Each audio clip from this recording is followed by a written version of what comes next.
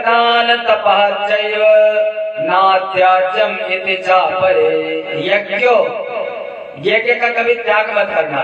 हो सके, पहले होता था अपने यहाँ जब भोजन बनाती थी माताएं तो क्या करती थी, अग्यारी डाल देती थी, रोज नित्य अग्निहोत्र करती थी।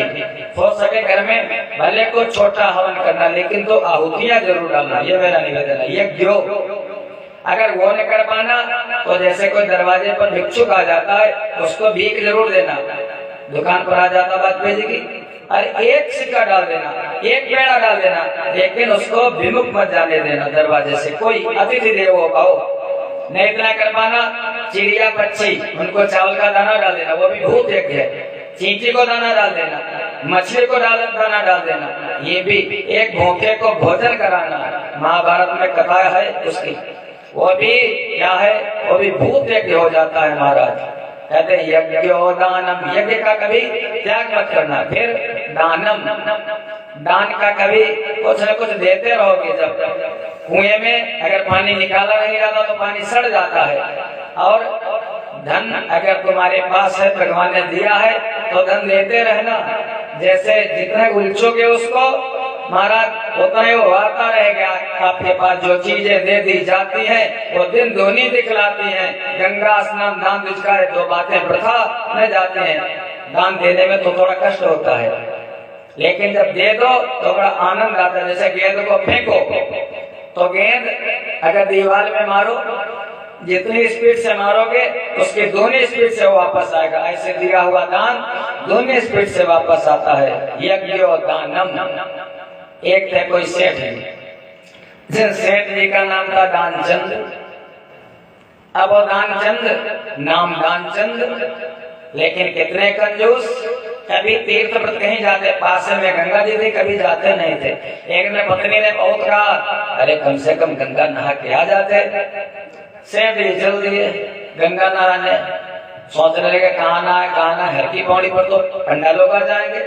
अरे उधर जाऊंगा परमात्मा के पास, वहां पर भी पंडे बैठे रहते हैं। कहाँ स्नान करूं, 10 नंबर घाट पर करूंगा स्नान।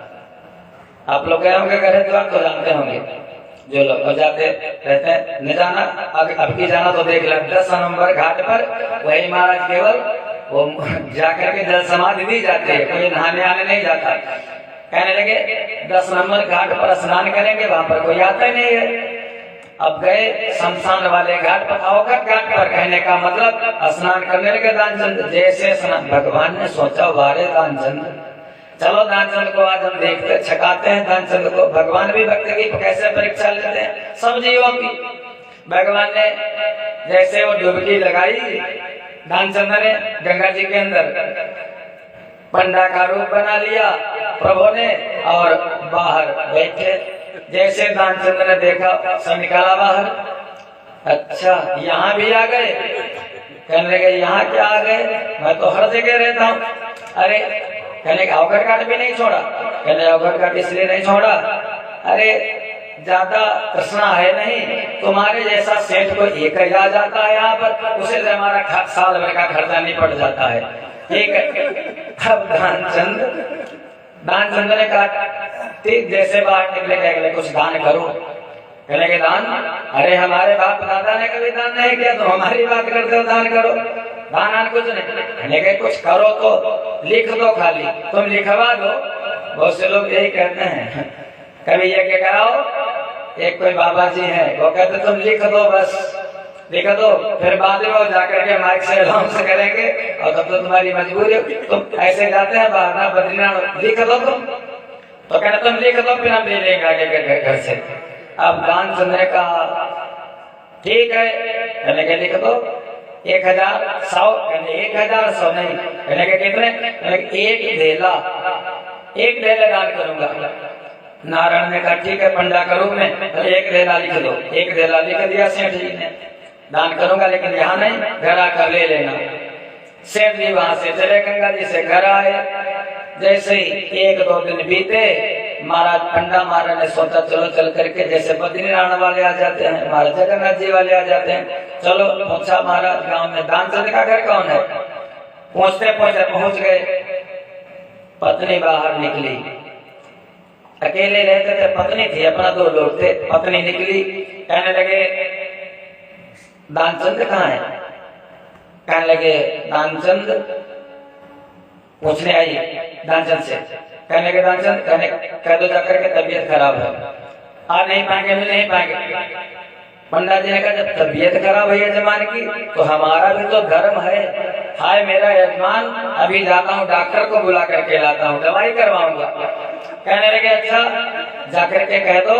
फिर आई, वो कहती डॉक्टर बुला करके लाओ। कहने लगे जाओ कह दो जाकर के दानचंद मर गए। अब जैसे कहा दानचंद मर गए, महाराज भगवान ने कहा पंडा के रूप में यजमान मर गया, अब बिना उसका क्रियाक्रम कैसे किए जाएंगे, तो हमारा धर्म बनता है। अब गांव में दानचंद के पंडा महाराज ने, अरे दानचंद मर गए, दानचंद मर गए, पूरा गांव महाराज जैसे इकट्ठा वहां पर। अब सब होने लगा। वो पत्नी कहते मरे नहीं है, मरे। अब दानचंद ने सांस अपनी रोक ली। पत्नी कहते मरे, नाटक करें, नाटक करें। अब पंडा महाराज कहने लगे अरे सभी पत्नियां यही कहती हैं जब पति मर जाता, नाटक करें, नाटक करें, मर रहे हैं, मर गए, जल्दी करो, जल्दी करो। लेकिन वारे भैया दानचंद सब बांध दिया गया, लेकिन वो टस से मस नहीं हुआ बिल्कुल। लोग लेकर के चले रहे, पत्नी चिल्लाती रही मरे नहीं है, जिंदा है, सांकरों के पड़े हैं। लेकिन गांव वालों ने कहा ये सब ऐसे कहा करते हैं। पत्नी बेचारी क्या करती, गांव वाले सब ले जाकर के शमशान में चिता बनाई, चिता बना करके लिटा दिया, लेकिन वो टस से मस नहीं महाराज, बिल्कुल वैसे के वैसे पड़ा। दानचंद इतना कंजूस। जब मुखाग्नि का नंबर आया तो पंडा महाराज ने कहा अब हमारे तो यजमान थे, हमारा धर्म बनता है, इनके कोई है तो नहीं आदौलत, तो मुखाग्नि पहले मैं मंत्र फूंकूंगा तब मुखाग्नि करोगे आप लोग। तो कान में गए दानचंद के, भगवान कहने लगे दानचंद मेरी बात सुनो। अब दानचंद बिल्कुल मुंह बंद किए, सुने ना, वो कान बंद किए। कहने लगे दानचंद मेरी बात सुनो, आया हूँ वैकुंठ से तुम हित नाता जोड़। अरे मैं पंडा नहीं हूँ दानचंद, मैं भगवान हूँ, वैकुंठ से चल करके आया हूँ। आया हूँ वैकुंठ से तुम हित नाता जोड़। आंखें खोली दानचंद ने, अच्छा वैकुंठ से आप भगवान हो।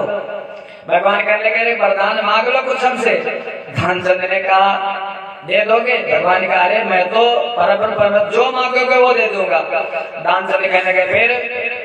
भगवान ने जैसे कहा आया हूँ वैकुंठ से तुम एक नाता जोड़। दानचंद कहने लगे फिर प्रभु आज देव वरदान यहाँ ढेला दीजिए छोड़। प्रभु ये वरदान दे दो कि जो ढेला आपने मांगा था ढेला छोड़ दीजिए। तो महाराज जैसे दानी भी हुआ करते हैं, ये कहने भी देने दान करे कल्याण, इस कलयुग में तो दाने कल्याण करता है महाराज।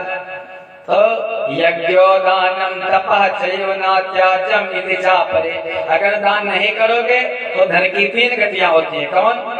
एक सफेद कोट वाले, एक लाल कोट वाले और एक काले कोट वाले, 3 ले जाते हैं महाराज।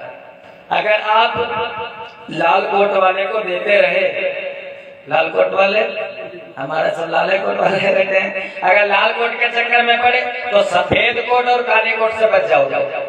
और अगर लाल कोट के चक्कर में नहीं पड़े महाराज तो फिर सफेद कोट वाले और काले कोट वाले, सब लोग समझते होंगे, सफेद वाले डॉक्टर और काले वाले बहुत खतरनाक तो उनसे बच जाओगे। तो मर्जी आप लोगों की धन की 3 गतियां होती हैं महाराज बस। तो यज्ञ दानम तप और तप, तीसरा तपस्या। कभी भी प्रातः काल जगो, स्नान करो, ब्रह्म मुहूर्त में भगवान का ध्यान करो और नित्य नियम बना लो, हनुमान जी के शरण में आना है बस। वो तो कल्प वृक्ष है, अगर कल्प वृक्ष के पास जाओगे तभी फल मिलेगा, घर बैठे बैठे फल नहीं मिलेगा। भगवान कहते हैं ये यथा माम प्रपद्यन्ते तांस तथैव भजाम्यहम्। ये यथा माम प्रपद्यन्ते, हे अर्जुन जो मुझको जैसे भजता है तांस तथैव भजाम्यहम्, हम उसको वैसे ही भजते हैं। अगर तुम भगवान को भजते याद करते हो वो कन्हई भी तुमको वैसे याद करते हैं जैसे तुम याद करते हो, बिल्कुल वैसे परस्परम भावयन्ता। तो उनको भक्ति से जानो, प्रेम से पहचानो, संबंध से अपना बना लो। वो भगवान एक दिन की बात